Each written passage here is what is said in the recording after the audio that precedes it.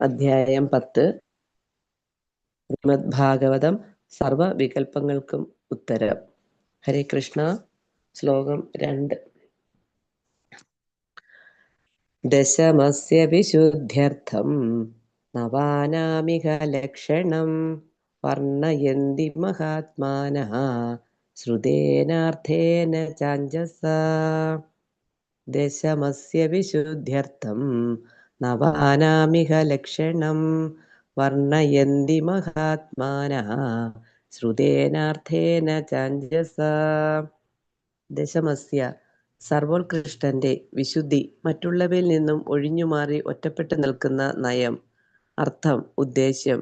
നവാനാം മറ്റു 9 വിഷയങ്ങളുടെ ഇഹ ഈ ശ്രീമദ് ഭാഗവതത്തിൽ ലക്ഷണങ്ങൾ വർണ്ണയന്തി അവർ വിശദമാക്കുന്നു.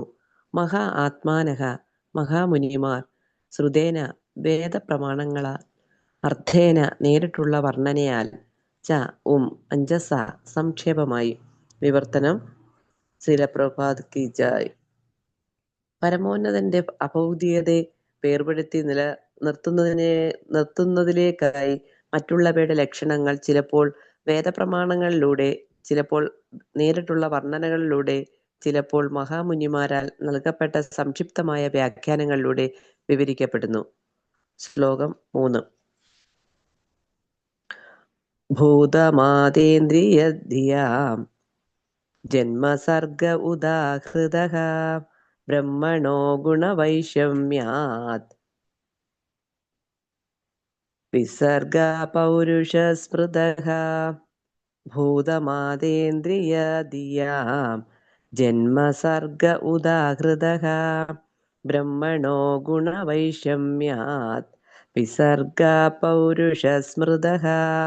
ഭൂതമാതേന്ദ്രിയധിയാം ജന്മസർഗ ഉദാഹൃതഃ ബ്രഹ്മണോ ഗുണവൈഷമ്യാത് വിസർഗ പൗരുഷസ്മൃതഃ.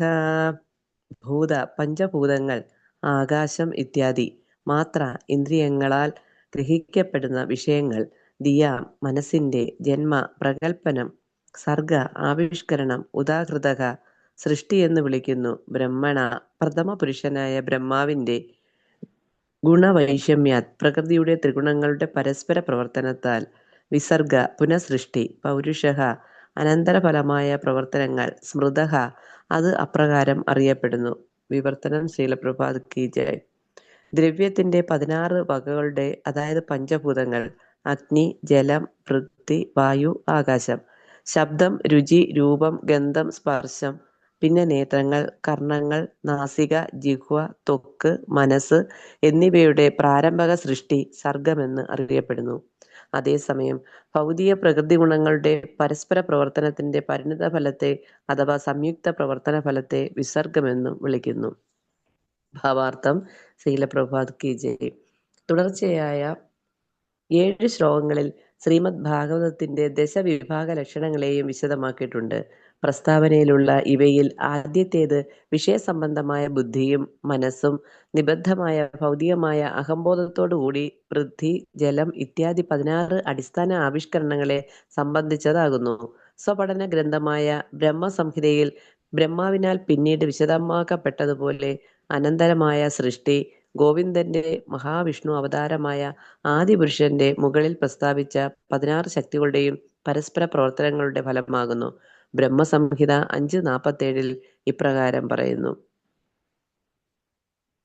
യകാരണാർണവജലേ ഭജതി സ്മ യോഗ നിദ്രാമനന്തജഗദണ്ഡ സരോമകൂപഃ ആധാരശക്തിമവലംബ്യ പരാം സ്വമൂർത്തിം ഗോവിന്ദമാദിപുരുഷം തമഹം ഭജാമി. യോഗനിദ്ര എന്ന ഗഹനാർത്ഥ പ്രധാനമായ സുഷുപ്തിയിൽ ലയിക്കുന്ന ഭഗവാൻ ഗോവിന്ദന്റെ പ്രഥമ പുരുഷ അവതാരമായ മഹാവിഷ്ണുവിന്റെ അതീന്ദ്രിയ കളയബരത്തിന്റെ ഓരോ രോമകൂപത്തിലും അസംഖ്യം പ്രപഞ്ചങ്ങൾ പ്രഭാവത്തോട് വർത്തിക്കുന്നു. ശ്രുതേന എന്ന മുൻ ശ്ലോകത്തിൽ സൂചിപ്പിച്ചിരിക്കുന്നതുപോലെ, അല്ലെങ്കിൽ വേദ നിർണയങ്ങളുടെ അടിസ്ഥാനത്തിൽ പരമദിവ്യോത്തമ പുരുഷന്റെ സവിശേഷ ശക്തികളുടെ പ്രത്യക്ഷ ആവിഷ്കരണത്തിലൂടെ അദ്ദേഹത്തിൽ നിന്നും സൃഷ്ടി സംഭവിക്കപ്പെടുന്നു. അത്തരമൊരു വേദപ്രമാണം ഇല്ലാത്ത പക്ഷം ഭൗതിക പ്രകൃതിയുടെ ഫലമാണ് സൃഷ്ടി എന്ന് തോന്നിപ്പിക്കുന്നു. ഈ അനുമാനം അല്പജ്ഞാനത്തിൽ നിന്നുമാണ് ഉടലെടുക്കുന്നത്. സർവശക്തികളുടെയും, അതായത് അന്തരംഗവും ബഹിരംഗവും തടസ്ഥവുമായ ശക്തികൾ ഉറവിടം പരമദിവ്യോത്തമ പുരുഷനാണെന്ന് വേദനിർദ്ദേശത്തിൽ നിന്നും നിർണയിക്കപ്പെട്ടിരിക്കുന്നു. ഇതുവരെ വിശദമാക്കപ്പെട്ടത് പ്രകാരം നിശ്ചേഷ്ടമായ ഭൗതിക പ്രകൃതിയിലാണ് സൃഷ്ടിയുണ്ടായത് എന്നത് മിഥ്യയായ അനുമാനമാകുന്നു. വേദനിർണയം അതീന്ദ്രിയ വെളിച്ചവും അതേസമയം വേദനിർണയമല്ലാത്തവ ഭൗതിക അന്ധകാരവുമാകുന്നു.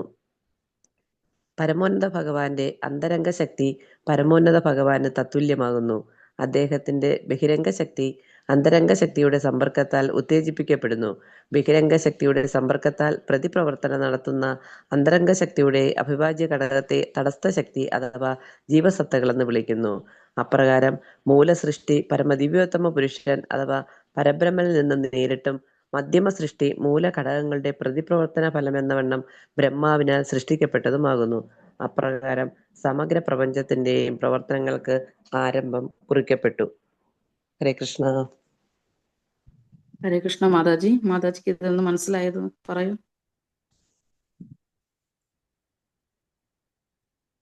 ഹരേ കൃഷ്ണ മാതാജി. ഹരേ കൃഷ്ണ മാതാജി.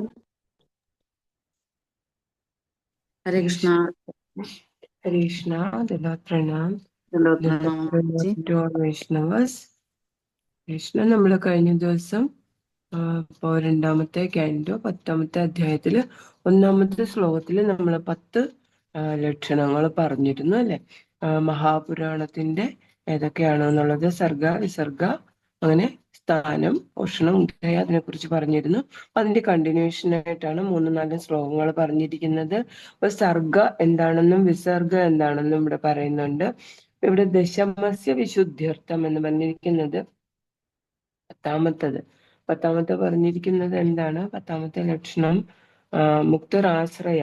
ആശ്രയ നമ്മൾ കഴിഞ്ഞ ദിവസം പറഞ്ഞിരുന്നു. ആശ്രയ എന്ന് പറഞ്ഞാൽ ഇൻഡിപെൻഡന്റ് ആണ്, എല്ലാം ഇൻഡിപെൻഡന്റ് ആയിട്ടാണ് നിൽക്കുന്നതെങ്കിൽ പോലും ഈ 9 എണ്ണം, ആദ്യത്തെ 9 ലക്ഷണങ്ങളും എന്ത് ചെയ്യുന്നു? 10ാമത്തതിലേക്ക് എത്താനായിട്ട് നമ്മളെ ഹെൽപ്പ് ചെയ്യുന്നു. നമുക്ക് പ്രോപ്പറായിട്ട് അത് അണ്ടർസ്റ്റാൻഡ് ചെയ്യാൻ വേണ്ടിയിട്ടും അതിന്റെ പ്രാധാന്യം എത്രയാണ്, അതിന്റെ മാഹാത്മ്യം എത്രയാണെന്ന് നമുക്ക് മനസ്സിലാക്കാനായിട്ട് അത് ഈ 9 എണ്ണമാണ് സ്റ്റെപ്പ് ബൈ സ്റ്റെപ്പ് ആയിട്ട്, അങ്ങനെ സ്റ്റെപ്പ് കയറി നമ്മൾ ചെല്ലുന്നത് പോലെ നമുക്ക് അത് ഉപയോഗപ്പെടുന്നത്. ഇത്രയും അതിനെല്ലാം ഇപ്പൊ നമുക്ക് ഓരോന്നും പറയുമ്പോൾ എക്സാമ്പിൾ ആയിട്ട് പറയാൻ 2ാമത്തെ കാൻറ്റോയിൽ സർഗ കൊടുത്തിട്ടുണ്ട്, പിന്നെ വിസർഗ കൊടുത്തിട്ടുണ്ട്. വിസർഗ എന്ന് പറയുമ്പോൾ മെയിൻ ആയിട്ട് വരുന്നത് 2ലും 3ലും സർഗയെ പറ്റി പറയുന്നുണ്ട്. 4ാമത്തതില് വിസർഗ പറയുന്നുണ്ട്.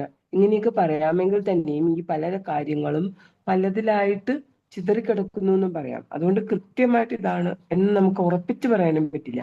ചില ഭാഗങ്ങളിൽ ഇതിന്റെ അംശങ്ങൾ പിന്നെയും നമുക്ക് കാണാനായിട്ട് കഴിയും. അടുത്തത് ഭൂതമാതേന്ദ്രിയ ധിയാം.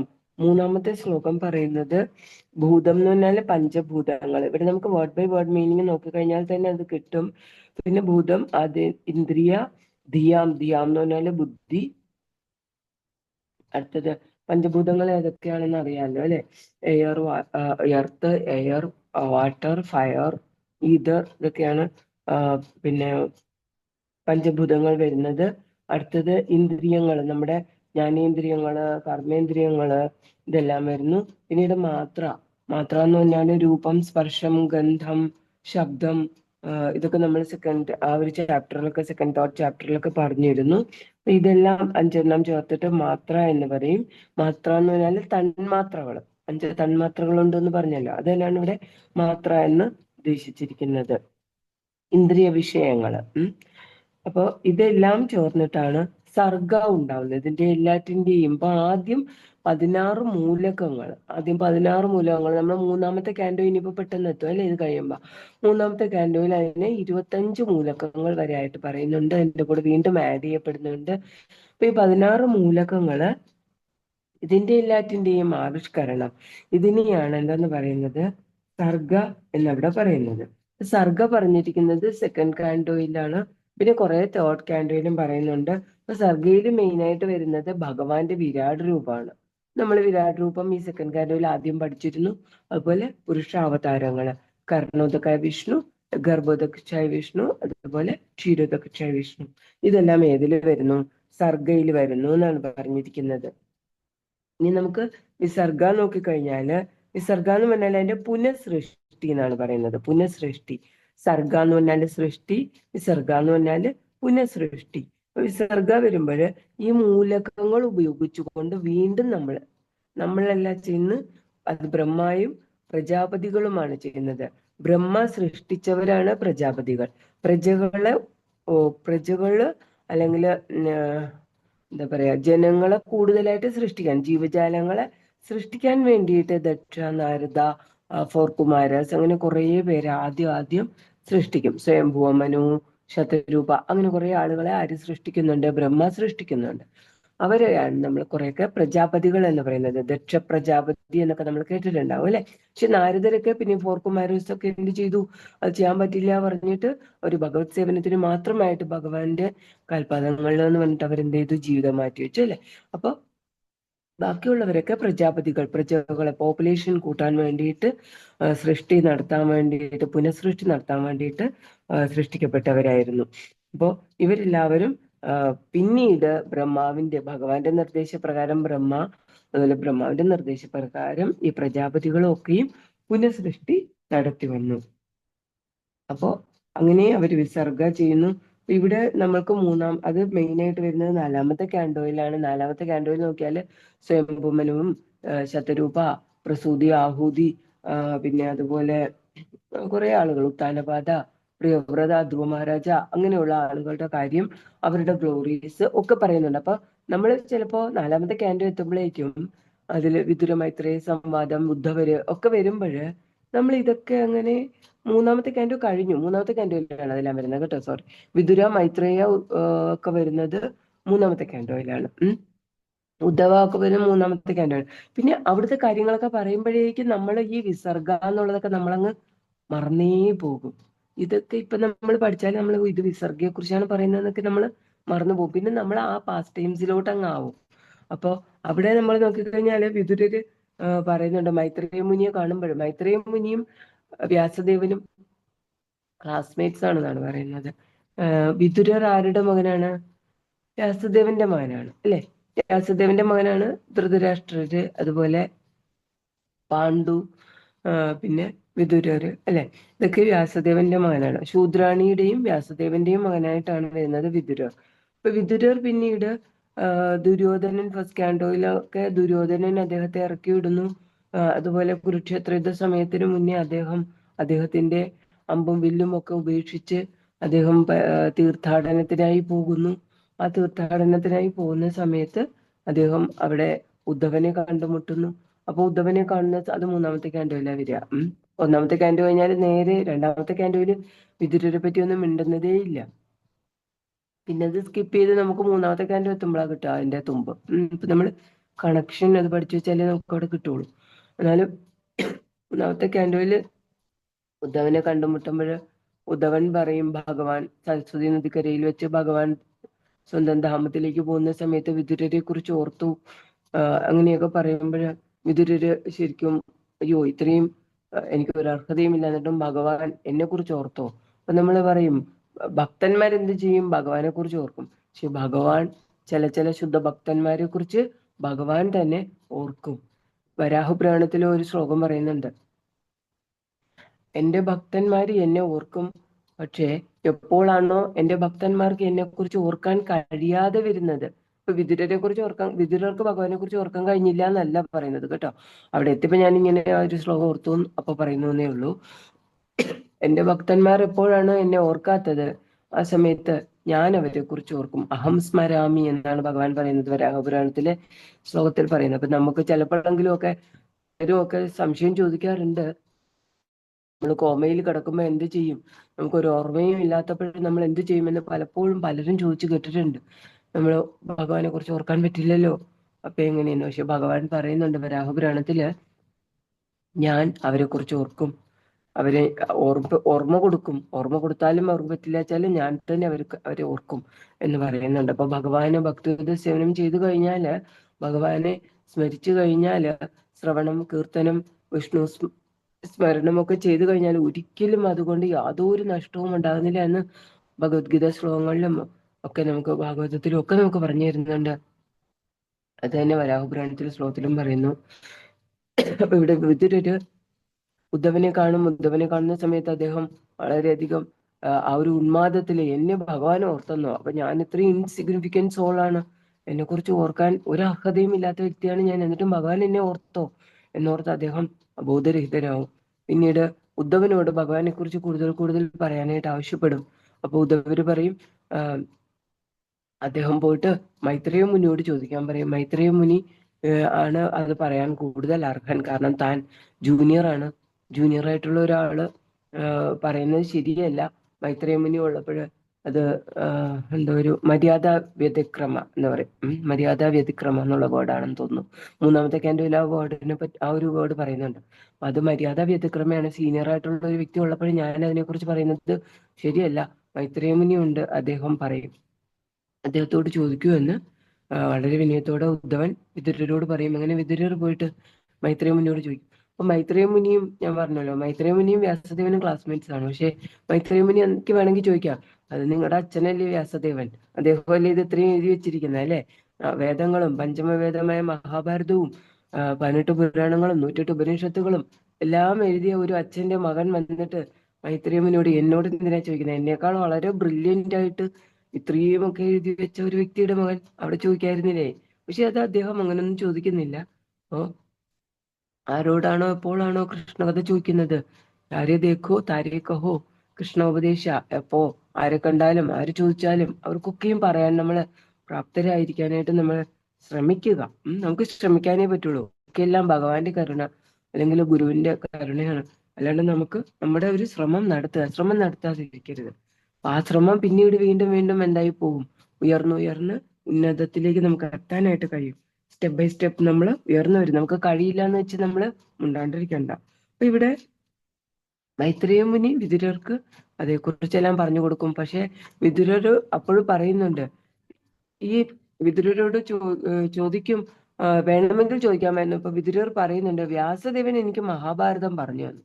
അച്ഛനാണ് അല്ലെ വ്യാസദേവൻ, മഹാഭാരതം പറഞ്ഞു, കൗരവരെ കുറിച്ചും പാണ്ഡവരെ കുറിച്ചും കുരുക്ഷേത്ര യുദ്ധത്തെ കുറിച്ചും ഒക്കെ പറഞ്ഞു തന്നു. പക്ഷെ യാതൊരു സംതൃപ്തിയും എനിക്ക് തോന്നിയില്ല, അതിൽ ഒരു ഇൻട്രസ്റ്റും ഇല്ലായിരുന്നു. കേട്ടിട്ടൊന്നും ഒരു മനസ്സിനൊരു സുഖം, ഒരു ആനന്ദം ഒന്നുമേ വന്നില്ല.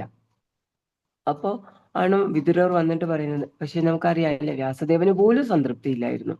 അത് കേട്ടിട്ട് വിതുരർ വന്ന് കുറ്റം പറയുന്നു നമുക്ക് പറയാൻ പറ്റില്ല. കാരണം അത് എഴുതിയ മഹാഭാരതവും ഇത് ഇത്രയും കാര്യങ്ങളും ഒക്കെയും എഴുതി വെച്ച് വ്യാസദേവന് പോലും സംതൃപ്തി ഇല്ലാണ്ട് അദ്ദേഹം തന്നെ ഗുരുവിനെ സമീപിക്കുകയും അത് ഭഗവാനെ കുറിച്ച് എഴുതിയിട്ടില്ല എന്ന് പറയുകയും അങ്ങനെ വീണ്ടും എന്ത് ചെയ്യുന്നു, ശ്രീമദ് ഭാഗവതം രചിക്കുകയും ചെയ്യാണ്.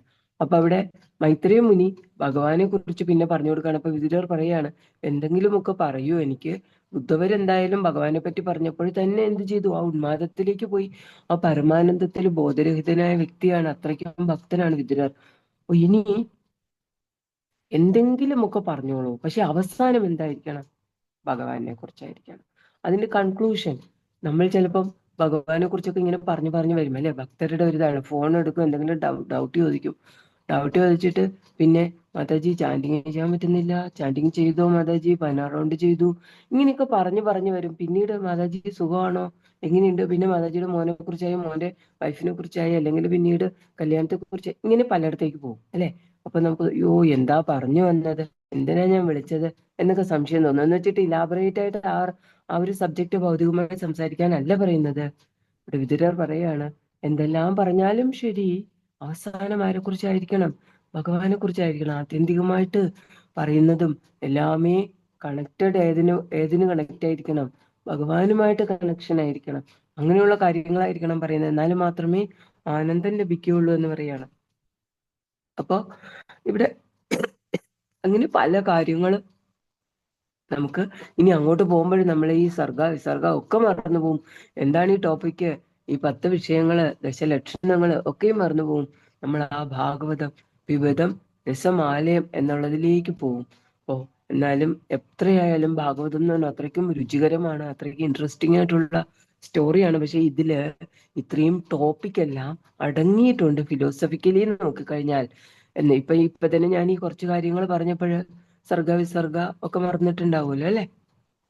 പക്ഷെ ഇതിലെല്ലാറ്റിലും അന്തർലീനമായി കിടക്കുന്നുണ്ട് ഈ 10 ലക്ഷണങ്ങള് എന്നുള്ളത് നമ്മൾ മനസ്സിലാക്കുക. എന്തായാലും ഫിലോസഫി നമ്മൾ പഠിക്കണം, മനസ്സിലാക്കണം. അതാണ് അതിന്റെ ബേസ് എന്ന് പറയുന്നത്. അത് മനസ്സിലാക്കിക്കൊണ്ട് തന്നെ അതിന്റെ ആ ഒരു വിപദം രസമാല ആ അമൃത് നുകരുകയും വേണം. കർണപുടങ്ങൾ കൊണ്ട് ആ ഭാഗവതത്തിന്റെ അമൃത് നുകരുകയും വേണം. അപ്പോൾ മാത്രമേ നമുക്ക് ഹൃദയ വിശുദ്ധി നേടി ഭഗവാനിലേക്ക് എത്താൻ കഴിയുകയുള്ളൂ. അങ്ങനെ എത്തിയാൽ മാത്രമേ ഭഗവാൻ നമ്മളെ ഓർക്കുകയുള്ളൂ. നമ്മൾ ഭഗവാനെ ഓർത്താൽ മാത്രമേ കുറെ കഴിയുമ്പോൾ നമുക്ക് ഓർക്കാൻ കഴിയാത്ത ഒരു കോമയിലേക്കൊക്കെ നമ്മൾ പോയി കഴിഞ്ഞാല് നമുക്ക് നമ്മളെ ഭഗവാൻ ഓർക്കുകയുള്ളൂ എന്നുള്ള ഒരു ചിന്ത നമുക്ക് വേണം. അപ്പൊ അത്രയും രുചികരമായിട്ട് വേണം നമ്മള് ഭാഗവതം അങ്ങനെ കേൾക്കാനായിട്ട്. ഇപ്പോ ഇതിലായിരുന്നു ദുന്ദുകാരിയുടെയും ദുന്ദുളിയുടെയും ഒക്കെ കഥ പറയുമ്പോ ഭാഗവത മഹാത്മ്യം പറയുമ്പോഴ് അവസാനം ദുന്ദുകാരിക്ക് മാത്രമാണ് മോക്ഷം ലഭിക്കുന്നത്. കൂടെ കേട്ടിരുന്നവർക്ക് ആർക്കും തന്നെ മോക്ഷം ലഭിക്കുന്നില്ല. അപ്പോഴ് ആത്മദേവന്റെ മകനായിട്ട് ഗോവർണൻ ചോദിക്കുന്നുണ്ട്, എന്തുകൊണ്ടാണ് ദുന്ദുകാരിക്ക് മാത്രം മോക്ഷം കൊടുത്തത് ഭഗവാനെ? ഈ കേട്ടിരുന്ന എല്ലാവർക്കും കൊടുക്കണ്ടേ സപ്താഹം നടത്തുമ്പോ? അപ്പോ പറയുന്നുണ്ട്, ദുന്ദുകാരി മാത്രമാണ് അത്രയും ശ്രദ്ധയോടുകൂടി കേട്ടത്. അത്രയും ആ ഒരു എനിക്ക് മോക്ഷം ലഭിക്കണം എന്നുള്ള ആ ഒരു ഇഷ്ടത്തോടു കൂടി കേട്ടത് ആര് മാത്രമാണ്? ദുന്ദുകാരി മാത്രമാണ്. മറ്റുള്ളവര് വെറുതെ കേട്ട് ഒരു ചെവിയിലൂടി മറുചെവിയിലൂടി കളഞ്ഞു. അപ്പൊ അങ്ങനെയുള്ളവർക്ക് മോക്ഷം ലഭിക്കില്ല. എന്നപ്പോ അതാണ് ഭാഗവതം ശ്രദ്ധയോടുകൂടി ശ്രവിക്കണം എന്ന് പറയുന്നത്. ഓരോ അക്ഷരത്തിലും ഓരോ വാക്കിലും ഭഗവാൻ അന്തർലീനമായിരിക്കുന്നുണ്ട്. അത്രയ്ക്കും അർത്ഥസമ്പുഷ്ടമാണ് ഭാഗവതം എന്ന് പറയുന്നത്. അപ്പോ അത്രയും ശ്രദ്ധയോടുകൂടി തന്നെ ശ്രവിക്കാനായിട്ട് നമുക്ക് ശ്രമിക്കാം. ഹരേ കൃഷ്ണ. ഹരേ കൃഷ്ണ. ആർക്കെങ്കിലും എന്തെങ്കിലും സംശയം ഉണ്ടെങ്കിൽ മാതാജിയോട് ചോദിക്കാം. ഹരേ കൃഷ്ണ മാതാജി, ഹരേ കൃഷ്ണ. ഈ 3-ാമത്തെ ശ്ലോകത്തിലെ ഇതിലെ ഭൂതമാതേന്ദ്രിയ ധിയാന്ന് കിടക്കുന്നത്, അത് ഭൂതമാതേന്ദ്രിയാണോ മാത്രേന്ദ്രിയാണോ മാതാജി? ഹരേ കൃഷ്ണ. ഭൂതമാതേന്ദ്രിയ ധിയ, അതില് മാതേന്ദ്രിയ എന്നാണോ എന്താ മാത്രേന്ദ്രിയ എന്നാണ് കറക്റ്റ്. അതെ, മലയാളം ഭൂതമാതേന്ദ്രിയ എന്നാ കിടക്കുന്നത് അല്ലേ? മാത്ര എന്നാണ്. ഞാനത് മലയാളം നോക്കിയില്ല കേട്ടോ. ഞാൻ സംസ്കൃത ശ്ലോകമാണോ നോക്കിയത്. അതുകൊണ്ട് ഞാനത് ശ്രദ്ധിച്ചില്ല. ചിലപ്പോഴൊക്കെ ഞാൻ ശ്രദ്ധിക്കാറുണ്ട്.